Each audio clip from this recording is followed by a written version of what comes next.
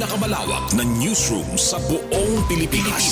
Ito ang Radyo Pilipinas News Update.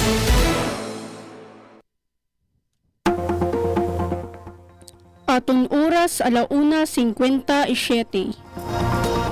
Maupay nga kulog. Adi an aton mga balita sa yana nga pangurason. Public fire education sa Barangay Sulsugon, Santa Margarita. Pamatian ta ang detalye sa report matikang Kanjobea Balag. Radyo Pilipinas Report. Naghatag ang Public Fire Education Lecture ang BFP Santa Margarita Fire Station, ubos ang pamumuno ni SFO por Erwin N. Dominguez para sa 4-piece beneficiary sa Barangay Sulsugon. Ang aktibidad gintuyo sa pagpataasan kahibarungan pag-andam sa komunidad kontra sunog. Gintalakay ang basiko na impormasyon mahitungod sa sunog, ang mga hinungdan sini, mga pamaagi sa paglikay nga wasto na buhaton kun may sunog. May adaliwat demonstrasyon sa wasto na paggamit sa fire extinguisher. Hining aktibidad ginbulig sa pagparig-on sa kahimtangan kaluwasan sa komunidad kontra sunog. Para sa Bagong Pilipinas, Jobea Balag, Work Immersion Student sa Calbayog City National High School. Radyo Pilipinas, Radyo Publiko, Calbayog.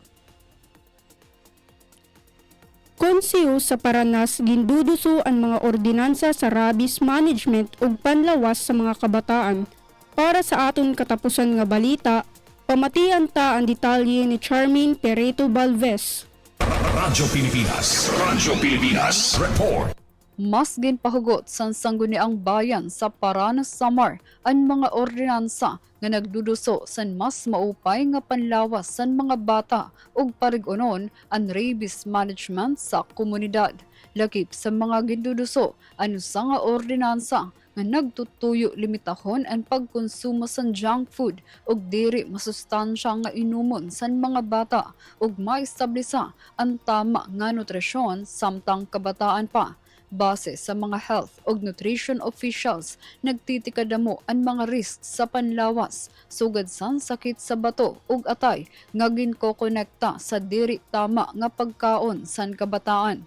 Kasunod sini, ginduduso liwat ang usa nga panukalang nga ordinansa nga magpaparig-on san rabies management sa Paranas, lakip ang mas klarado nga pulisiya sa responsable nga pag-ataman san hayop ug mas epektibo nga pitad kontra sa rabies. Pahayag ni Vice Alcalde Babalcon, klarado nga para sa mga bata ini nga mga pitad ug nananawagan siya san pagbarubligay san mga kag-anak, barangay ug bug-os nga komunidad para makaporma san mas luwas ug mabaskog nga paranas para sa masunod nga henerasyon.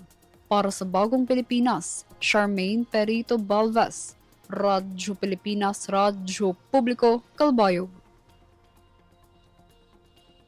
Ini ang kabug-usan san atong balita para yana nga pangurason. Padayon gihapon kamo nga mamati sa DYOG, Radyo Pilipinas, Radyo Publiko, Calbayog para sa news updates. Masunod na ang programa Juan Trabajo, kaupod si Jamie Quinto.